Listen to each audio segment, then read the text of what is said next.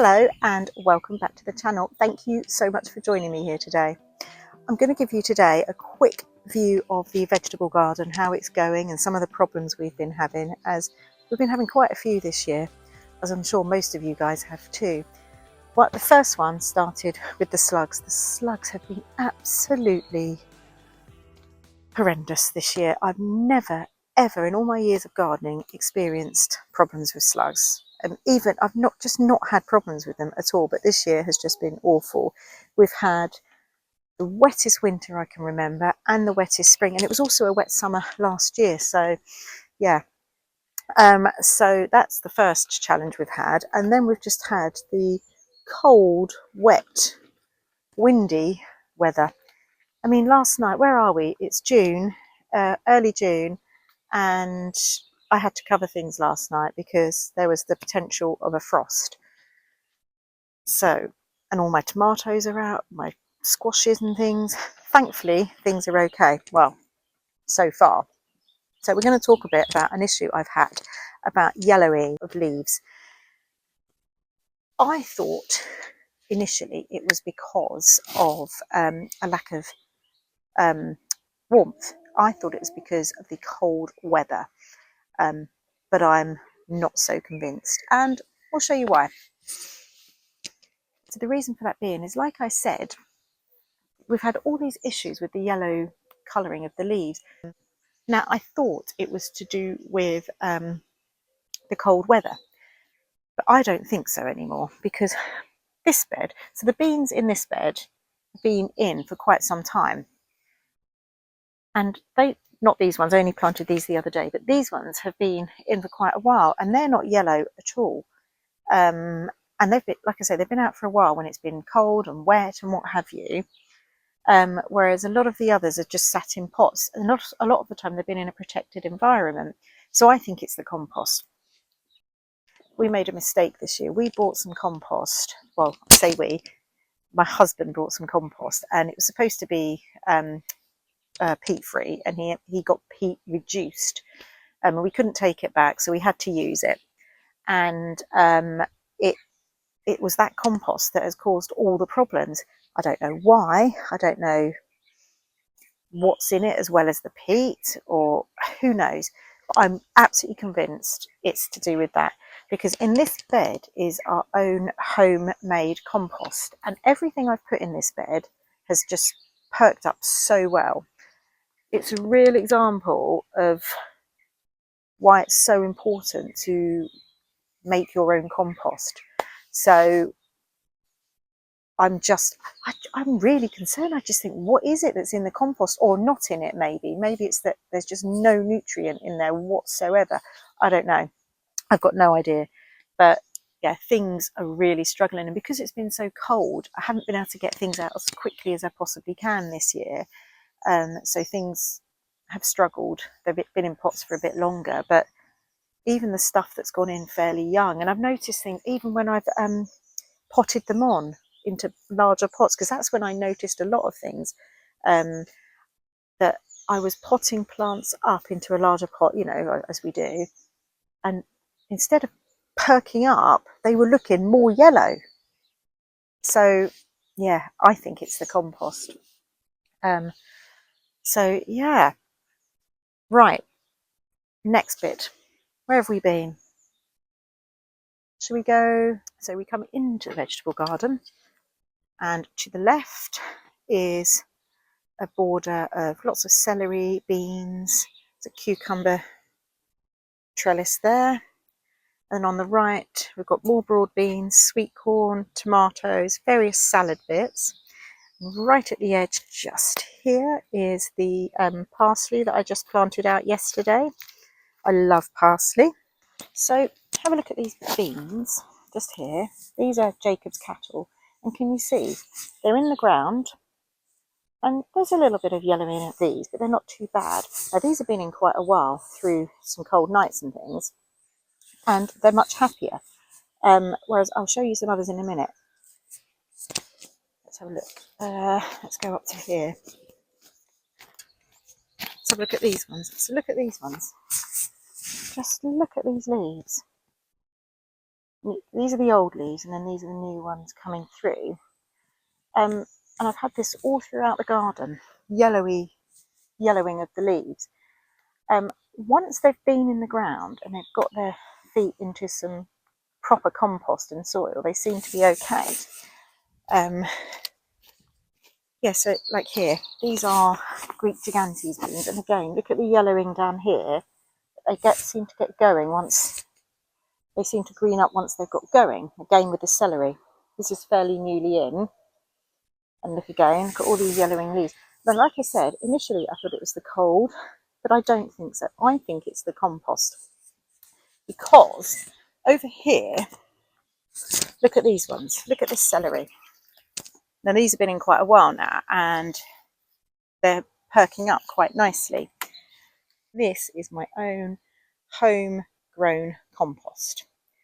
Everything else that I've noticed with the yellowiness of the leaves is shop bought compost.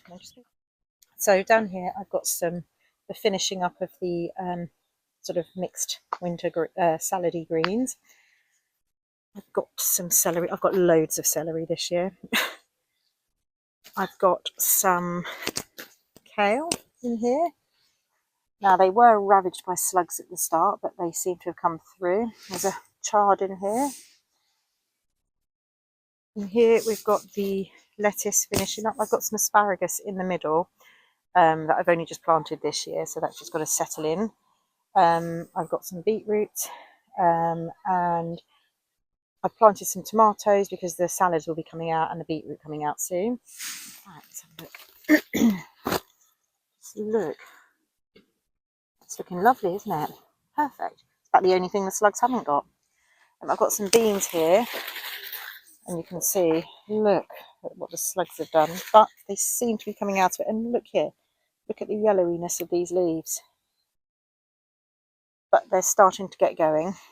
The lettuces have been in for much longer, and they didn't seem to be affected. It only seems to be the latest batch of compost. I've got some corn here. I've got that in 2 places in the garden. Some more Swiss chard, all very small. So potato varieties here. Again, I need to check. This is Valor. Is it Valor? Valor.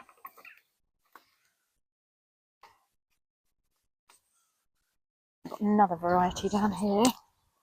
See how good, how easy it is to see. Orla. We've got another bed I created over there. Now that gets really waterlogged because the water runs all the way down the hill and just sort of collects. However, I think it will do quite good. I've planted in some squash, sweet dumplings, so I think they should be okay. We've got a Cox apple tree. Potatoes here. These potatoes look amazing. These are called, I think they're Setanta. They look really, really healthy. Just look at those. Now to the left here is the rhubarb. I've popped a couple of courgettes there. Got an apple tree here. This one is St Magdalene. Potatoes. These ones are Cara and Valor. In here I've got what are they? Shallots, a few onions, and the elephant garlic. I'm going to dig all this up this week and plant that up with some carrots. The same goes with this. They've really been a poor do. The slugs have just had an absolute field day with them. Now, I was talking about compost. So here are my compost bays. And I turned this one the other day. Was it yesterday or the day before? And it's got really hot in there, and then I've just started this one. I'm really getting seriously into it. So just here is where I transplanted some rhubarb that I thought we'd killed because it was a really windy day, but actually it has taken remarkably well. I mean, it's just done so well. Now I think it's partly because looking up the garden, all the water runs all the way down to this corner, and I think it's just drinking and drinking. I don't know how we're going to address that. In some ways it's a good thing because it means we get all the water here, but in other ways it does get a bit boggy down here, so we'll have to see. We're hoping with how we're improving the soil with all the wood chip and the compost and everything, that over time it won't be such a bad thing, but it's really hard to show you on camera, but you can't really see. I hope you can see the meadows that were created at the, in fact I'll get a bit nearer so you can see. Oh, we have a child cycling through. Oh, perfect demonstration.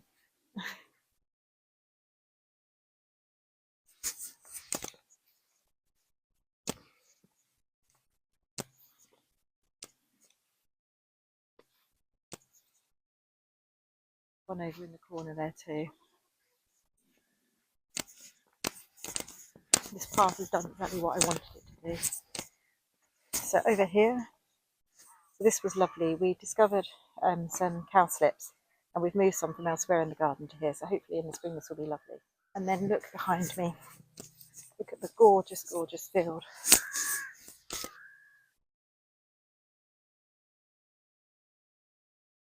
Buttercups are beautiful. There's dairy in the field. We've had to put some electric fencing on the top because we planted a hedge here, a hornbeam hedge, all the way along. He was partial to a nibble. I think he heard me. He's on his way. Great big ash tree. We've got a pear tree in the back there. And then here, I didn't think these would take, but these are some Jerusalem artichokes that seem to be doing really well. And then around here, so here's an apple tree here. This one is a Bramley apple. Now, something I've always done, all the textbooks say don't do it, but I've always done it and not had any issues.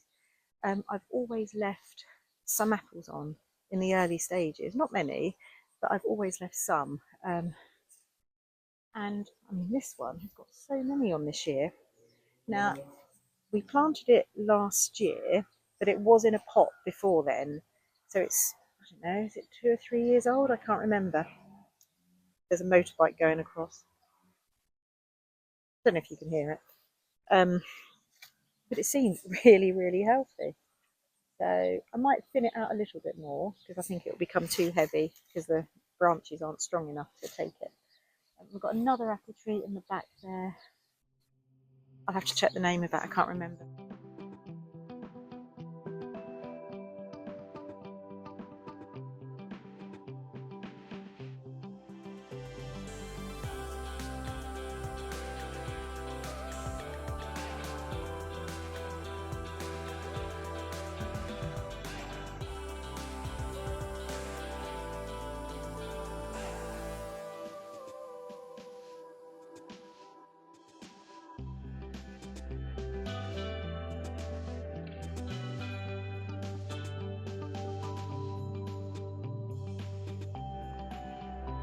So if you haven't done so already, please give me a thumbs up if you like the video, and if you haven't done so already, please don't forget to subscribe and hit the notification bell. It really does help the channel to grow. And also please comment down below about any of the issues you've been having and what your theories are about whether the yellowing of leaves is to do with nutrient deficiency from compost, or whether you think it's the cold or a combination. I'd be fascinated to know what other people are experiencing. And yeah, let's have a chat about it. Yeah, but until next time, bye.